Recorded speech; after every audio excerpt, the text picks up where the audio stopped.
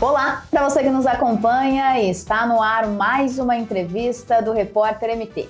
A convidada de hoje é a médica do sono, Gisele Bianchini, que também é otorrino. Prazer tê-la aqui com a gente. Doutora, vamos falar um pouquinho sobre justamente essa questão que ainda gera muita dúvida, gera muita curiosidade, que é o sono. Parte essencial da nossa vida e que às vezes a gente não valoriza tanto quanto deveria. Então, para a gente começar esse bate-papo, doutora, tem como a gente dizer o que pode definir uma boa noite de sono? Como eu sei que eu dormi bem naquela noite? Quais hábitos eu preciso fazer, eu preciso ter antes de dormir? Bom, a primeira coisa é acordar revigorado. Se você acorda sem cansaço, sem sonolência, provavelmente você teve uma boa noite de sono. Nem todo cansaço a gente vai atribuir a uma noite mal dormida. Certo. O frequente, eu acordei cansado, a gente já associa e pode ser que a noite seja ruim. Mas a gente pode ter uma anemia, uma doença crônica. Eu tenho sono o dia inteiro. Provavelmente eu estou dormindo mal. Ou eu estou dormindo menos do que eu deveria. Eu posso estar dormindo bem, mas não a quantidade suficiente que eu preciso. Mas existem algumas doenças que causam sonolência excessiva, que o paciente dorme bem e tem sono durante a noite. Então eu acho que quando você tem sintoma, você tem que procurar alguém para te ajudar, porque existe muita coisa que a gente pode fazer para melhorar. E hábito de sono, eu acho que é uma coisa assim, tem pessoas que dormem de dia, dormem de noite, acordam, que não tem problema, não tem sintoma. Eles são a minoria. A maioria das pessoas, se eu puder deixar assim uma melhor dica, melhor hábito, rotina. O organismo da gente, a gente tem uma coisa que chama relógio biológico. Se eu acordo todo dia às 6 horas, eu não preciso de despertador, o meu organismo me acorda sozinho. Já está acostumado. Se eu como todo dia meio-dia, o meu organismo meio-dia vai me dizer, você precisa comer.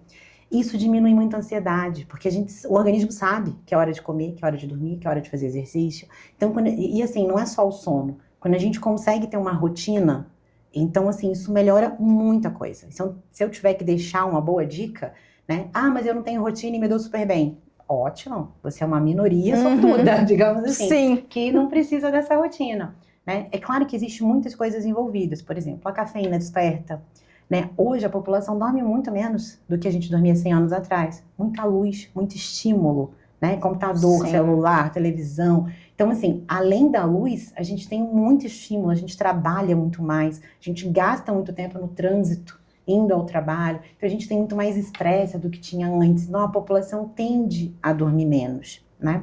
Então, eu queria deixar uns conceitos de sono, que eu acho muito legal, assim, que às vezes as pessoas não têm muita noção. É normal levar de 10 minutos a meia hora para dormir. A pessoa que deita e dorme, isso não é normal, ela tá privada, provavelmente. Dopado. Porque a gente leva um tempinho ali, uns 10 minutinhos, uma meia hora. Eu fico 1 hora até dormir. Aí, realmente, você tem que procurar ajuda, porque aí já tá passando um pouco... Um dia eu deixo... Ótimo. Todos os dias eu levo muito tempo. Então, realmente, a gente vai pensar que tem alguma coisa que não é ideal aí, que pode melhorar. Durante a noite, a gente não deita, dorme e acorda. Isso não existe. Todo mundo acha que deitou, dormiu e acordou. Esse é o sonho de todo mundo. Mas não tem, porque a gente faz ciclos de sono. Então, o que acontece? Você dorme, dali 1h30 você acorda. Só que você vira pro lado e dorme de novo e não lembra. Então, quando você vai ao banheiro, se você começar, amanhã eu tenho que fazer isso, aí a gente vai despertar. Você vai ter dificuldade de retornar ao sono. Então, eu dou muito exemplo do bebê, que a mãe fala assim, ele mama a noite inteira, ele não sai do peito, ele não dorme. A gente faz ciclos de sono, né? Se você pega o seu filho, você coloca no peito para ele dormir, dali 1h30 ele vai acordar, ele vai querer o peito. Porque ele entende que para dormir ele precisa do peito. Ele vai te acordar 6 vezes durante a noite. Então, o ideal, se você tem um bebê, não é dormir no peito, dormir com uma madeira. Pelo contrário, a gente escova o dente, a gente tem que aprender a deitar e dormir. Então, esse seria o ideal, né? E a questão de tempo de sono, né? Eu tenho que dormir 7 horas, eu tenho que dormir... Isso é uma dúvida que paira, acho que para todo mundo. A gente escuta, não, porque o ideal é 8 horas. Não, porque o ideal é 7 horas, 6 horas. O que de fato... O ser humano é individualizado. Então, cada um, não é porque a maioria precisa de 7, 8 horas. Eu durmo 5 horas, eu acordo ótimo, eu acordo muito bem. Sua necessidade é 5 horas. Da mesma forma, tem pessoas que precisam dormir 10 horas. A gente chama de dormidor curto e dormidor longo. São pessoas que precisam de mais horas ou menos horas. A maioria da população precisa de 7, 8 horas. Eu acho que a gente precisa entender quanto tempo a gente precisa para acordar bem, sem sono, sem cansaço. E aí, em cima disso, a gente trabalha um pouquinho essa nossa rotina de sono. Mas não existe um padrão, né? A maioria necessita ali, mas a população não consegue dormir o que necessita. Não, nunca. Tem noite que a gente dorme 5 horas, tem noite que vai dormir um pouco mais tarde. É o que você falou, a dificuldade nossa em manter uma rotina de sono. E aí, uma dica muito legal, assim, por exemplo, é que isso é individual. Quando a gente fala de medicina, eu não tenho como generalizar para todo mundo. Mas, por exemplo, essa noite eu dormi muito mal. Eu vou ter um dia muito sonolento, eu vou ter um dia muito cansado, meu cérebro não descansou, ele vai estar mais lento, com mais dificuldade. Aí, o que a gente faz? A gente começa a cochilar durante o dia. Chega à noite, a gente não tem sono. Não dorme. Aí isso vira uma rotina, isso vai virando um feedback. Então, eu acho que o ideal esse dia vai ser ruim, não tem problema. Hoje eu vou deitar mais cedo, eu vou dormir muito bem essa noite para compensar. Então, a gente normalmente evita o cochilo durante o dia. Ah, mas eu tiro um cochilo e durmo de noite também. Ótimo. Tudo bem. Não tem problema. Agora, se você não tem que tomar muito cuidado para não virar um ciclo. De você sair da rotina, porque dormiu aqui, aí foi dormir meia-noite, aí que já acordou, já ficou privado. E aí você vai gerando um ciclo que depois é mais difícil da gente organizar. Eu queria puxar por esse ponto do cochilo, doutora, até falando por nós aqui, quando chega no horário do almoço, a gente almoça rapidão, 20 minutos, e daqui a pouco a gente já tá descansando, tentando tirar um cochilinho ali de 1 hora, mais ou menos. O cochilo, no geral, ele atrapalha o sono da noite? Não, isso depende de pessoa para pessoa, né? O mais importante é o que eu volto a bater na tecla, é a rotina. Se você tem uma rotina de dormir de noite, tirar o seu cochilo, aquele tempo, normalmente a gente fala 20, 40 minutos, a gente pede que esse cochilo, porque quem dorme muito à tarde vai ter que diminuir o tempo de noite, né? Então, normalmente a gente fala assim, mas não existe uma regra, tem pessoas que dormem um pouco mais. Se você não tem sintoma, se esse cochilo, você vai tirar um cochilo, aquilo vai te revigorar ali. E à noite você dorme, tudo certo. Seu cochilo. Esses 20 a 40 minutos é o tempo pra gente não chegar a entrar num ciclo do sono? Eu tô perguntando porque, como no comecinho a senhora explicou, que é 1h30 mais ou menos ali, um ciclo. Não seria por isso, na verdade. Tá. Assim, isso é muito individual. Tem gente que dorme 1 hora, dorme 2, tem gente que concentra, por exemplo. Professor de educação física, ele precisa levantar muito cedo. Sim. E ele dá aula até muito tarde. Então, a maior parte dos professores de educação física dormem durante esse período depois do almoço que ninguém faz exercício.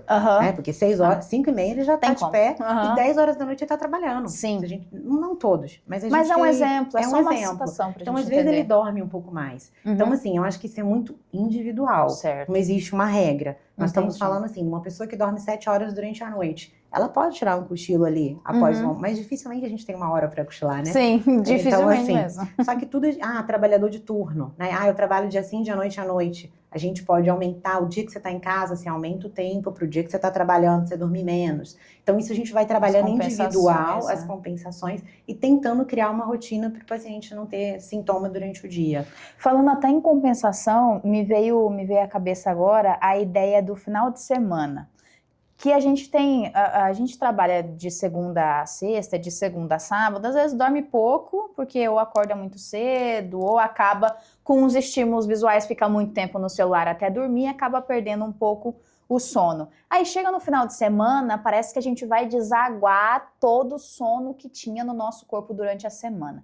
O fato da gente dormir mais no final de semana, realmente consegue aproveitar o tempo que a gente não dormiu durante a semana?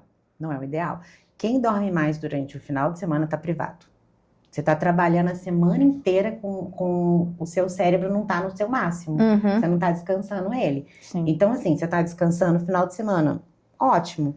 Mas o ideal seria que no final de semana você dormisse a mesma quantidade durante a semana. Por exemplo, eu durmo 7 horas todos os dias, final de semana eu durmo 7 horas. Eu vou levantar aquele horário, porque eu dormi esse horário, eu vou levantar. Se eu acordar mais tarde, eu vou dormir mais tarde, eu vou começar a gerar um ciclo. É quando a gente tira férias. Quando a gente tira férias, aquilo vira tanto vai dormir de madrugada, acorda 2 da tarde. No final, você tá louco para voltar a trabalhar, porque você precisa voltar para teu organismo tá te pedindo. Ele começa a ficar ansioso, ele começa a ficar perdido. Então, assim, não é o ideal, né? É melhor descansar final de semana do que nem final de semana. Tem pessoas que estão tão privadas que nem final de semana. Mas quem dorme mais no final de semana do que durante a semana, tá privado. Tá privado. Reveja seu tempo de sono. Uma dica legal, assim, eu gosto muito às vezes. Eu coloco o despertador do celular 45 minutos antes de eu dormir. Aí eu viro o celular de cabeça para baixo, meu celular, Eu tiro esses estímulos de ficar pitando e eu trabalho a minha cabeça assim, amanhã eu vou responder. Se for urgência, vai me ligar. Então eu tento tirar todo o estímulo para que a gente... Porque assim, para dormir, a gente precisa baixar a temperatura corporal. Por isso que no frio é muito melhor dormir do que no calor. Quando a temperatura tá alta é horrível, a gente não consegue Nossa dormir. Senhora, o sono... terrível. Então, a temperatura é importante, ter um local agradável, com a temperatura agradável, porque primeiro a gente abaixa a temperatura, primeiro a gente desliga. Você chegar de um jogo de futebol, você não vai deitar e vai dormir. Nunca. Academia também. Esporte é maravilhoso para o sono, mas ele tem que ser feito 3 horas antes do sono. É claro que nós vamos trabalhar de indivíduo para indivíduo. Sim. Eu falo ao paciente assim, não é fórmula de bolo, é televisão. Televisão faz mal para o sono, mas tem gente que dorme na frente da televisão e vida que segue. E tá tudo bem. A televisão, ela te dá o estímulo luminoso e ela te dá o estímulo de você ficar ligado, de você querer assistir. Querer saber o que tá acontecendo. Eu falo assim, se eu for ver um jogo de futebol, uma partida, sei lá, dos Estados Unidos, eu vou dormir, não vai me interessar. Os homens vão ficar ali desesperados. Vidrados. Não vai dormir. É que nem assistir cedo. uma série. Você começa Você no não primeiro quer terminar. capítulo, você não quer acabar. E você vai indo, vai indo. Eu trabalho com despertador. E aí eu tento respeitar. Porque isso vira um ciclo que... Aí assim, eu trabalho a minha cabeça para ela entender que se eu fizer isso, amanhã eu tô cansada. Amanhã eu não vou trabalhar. Amanhã eu não vou render. Então, para eu não ceder, né? É difícil. Não é fácil. Mas eu trabalho muito. O livro, né? Quando o livro é interessante... Sim.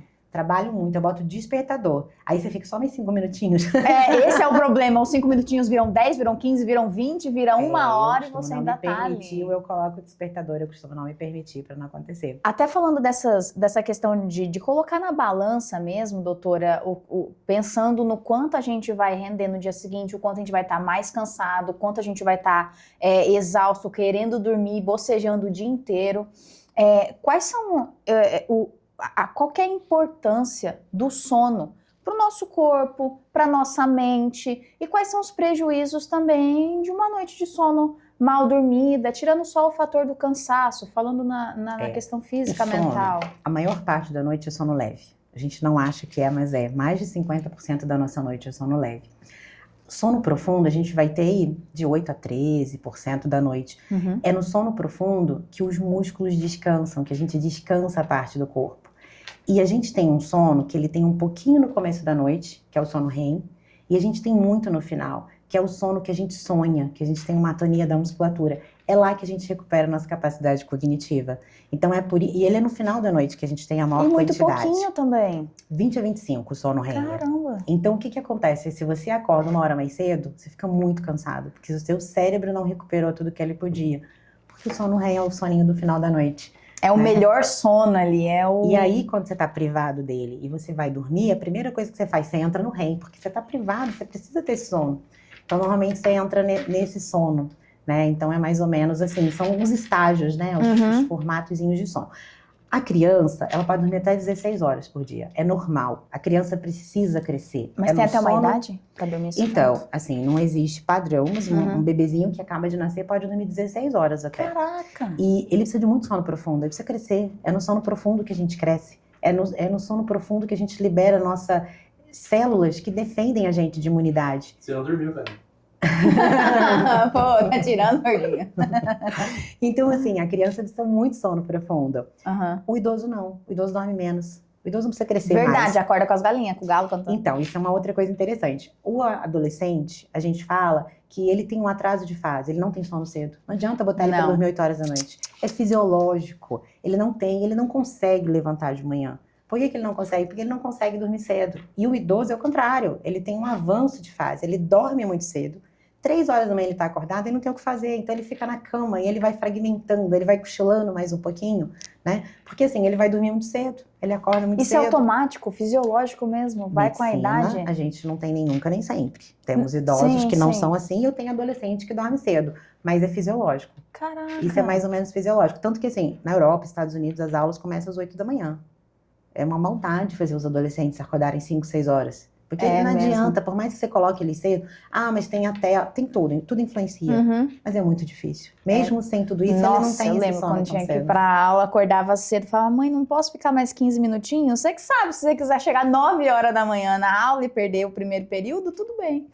Doutora, puxando nessa questão do sono, nessas dificuldades para dormir, eu imagino que hoje em dia a gente tenha muito mais relatos de pessoas que roncam.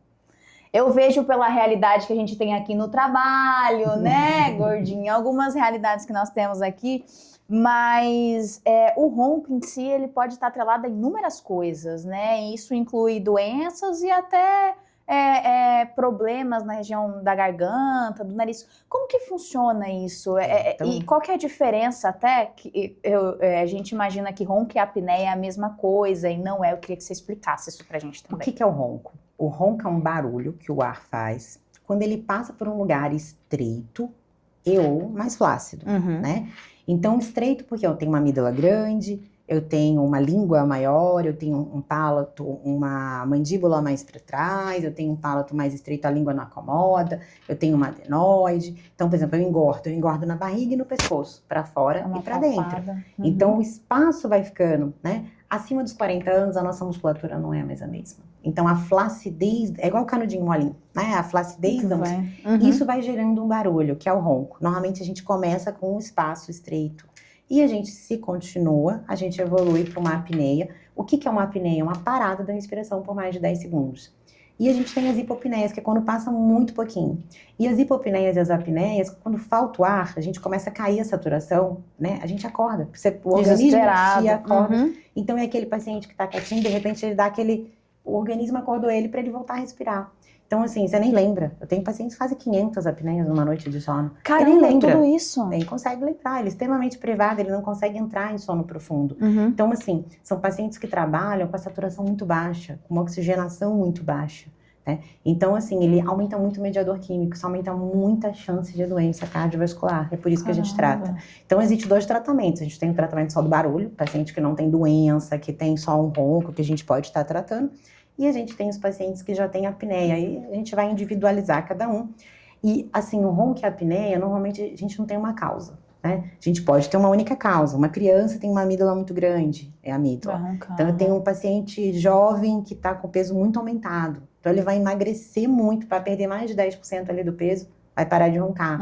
Então, às vezes, a gente pode ter uma única causa, mas na maioria das vezes, a gente tem flacidez, a gente tem o peso aumentado, a gente tem uma anatomia já mais estreita, a gente tem um conjunto de fatores. Por isso que é tão difícil tratar, por isso que é tão individualizado, né? Sim. O tratamento de cada um. Eu até, falando em tratamento, e até acompanhando suas redes sociais, doutora, eu vi você comentando sobre o CPAP, que é o aparelhinho que hoje tem auxiliado bastante quem tem essa dificuldade, né? Tem o ronco, tem a apneia.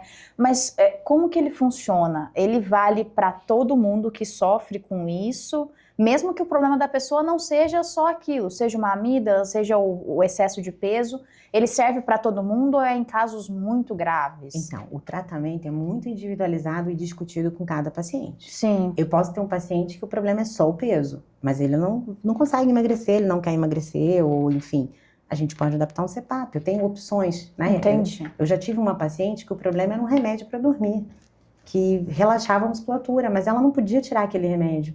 Então, a gente pode associar. O que o CPAP faz? O CPAP, ele é uma máquina que ele gera uma pressão, não é oxigênio, ele joga o ar com uma pressão que não deixa fechar. E que pressão é essa? A gente vai botar a menor pressão, que resolva o problema e que seja confortável para o paciente. Hoje em dia, os equipamentos são extremamente confortáveis. Tem vários modelos, eu vi lá. As máscaras mudaram muito, são extremamente confortáveis e isso está ajudando muito na adaptação dos pacientes. Então, assim, o CPAP é um excelente tratamento para apneia, mas a gente não tem só o CPAP. Emagrecer é um tratamento para muitos pacientes. Mas assim, emagrecer sempre melhora. Mas tem paciente magrinho que ronca. Então a gente não pode garantir porque pode que ser outros fatores. Pode ser outro, ou multifatorial, né? O peso só está agravando. Então assim, eu tenho paciente com uma amígdala muito grande. Tirar a amígdala eu vou ganhar espaço. Isso vai resolver o problema? Pode resolver ou não. Então, por exemplo, eu tenho um nariz entupido.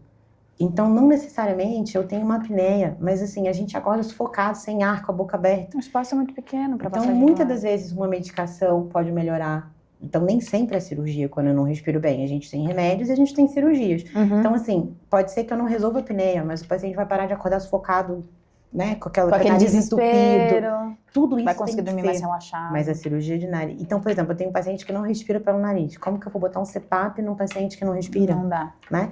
Então, às vezes, a gente precisa operar, melhorar a respiração para adaptar um CPAP. Hoje em dia, a gente tem uns aparelhinhos que puxam a mandíbula para frente, que são aparelhinhos intraorais, tipo uma plaquinha de bruxismo. É um pouquinho diferente. A ideia é puxar um pouquinho para ganhar espaço. Serve para todo mundo? Até ajuda um pouco, mas não promete que vai resolver. Então, a gente precisa indicar muito bem para cada paciente. Então, a gente tem muito estudo que mostra pra gente quais as melhores indicações.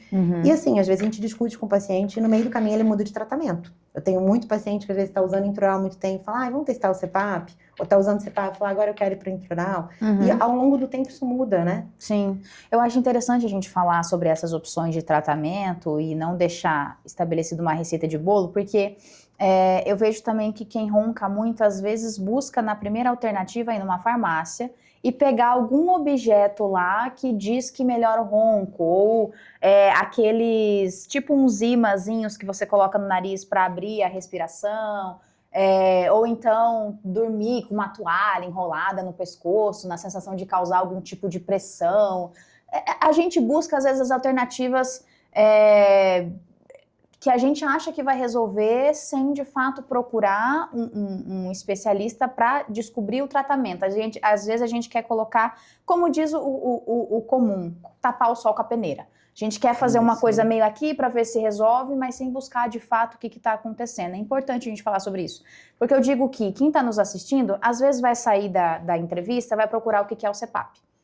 Mas não é que você necessariamente precisa usar ele, ou que você vai comprar e vai colocar a medida que você acha que é a certa e você vai parar de roncar. Talvez tenham outros problemas, talvez seja mais fácil você começar a emagrecer, não só porque isso vai melhorar o seu ronco, mas vai melhorar também a sua condição de vida, vai melhorar os seus estímulos, melhorar o seu sono.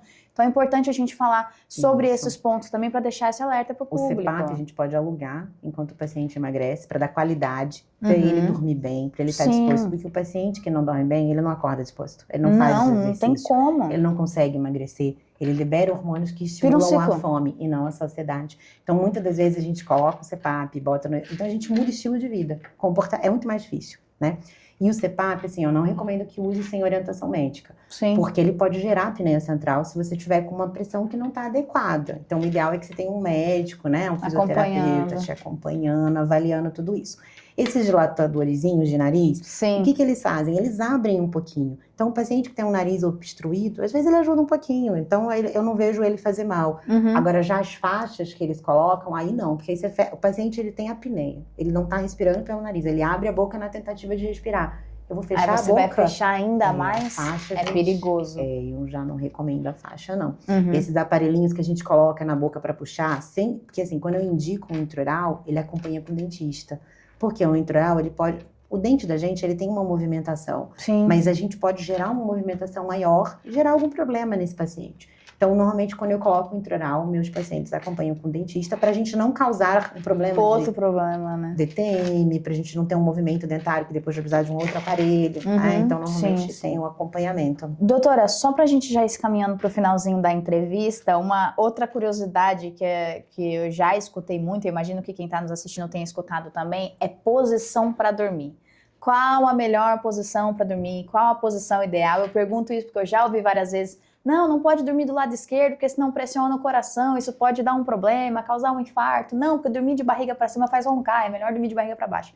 Tem, de fato, uma posição ideal para dormir, que é o correto, que a gente deve seguir? Eu vou falar assim, medicina é difícil, porque assim, não adianta você ir pro chat pesquisar, não adianta você ir pra internet pesquisar. É muito individual. Cada a gente precisa colocar tudo numa balança quando a gente vai escolher uma posição. Então, eu acho que assim, a gente tem que analisar a coluna, a gente tem que ver o confortável. Dormir de barriga para cima, piora a apneia, porque a língua cai para trás. Então, normalmente de lado é melhor. Mas isso é para a maioria, mas não é para todo mundo, né? Então, por exemplo, eu tenho um problema de refluxo. A gente sabe que é melhor o lado esquerdo.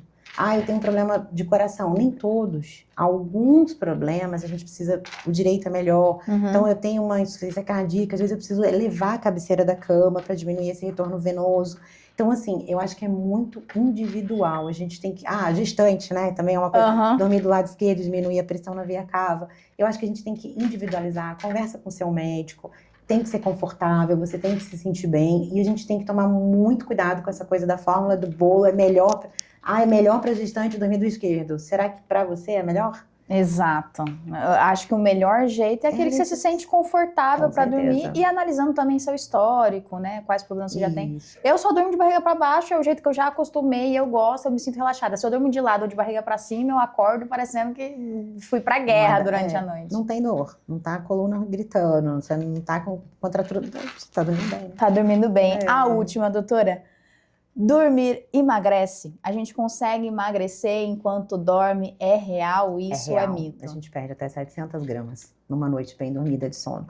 E o paciente que não dorme bem, que ele não consegue aprofundar, ter todos os estágios, ele não consegue perder tanto quanto uma pessoa que dorme bem, que tem todos os estágios.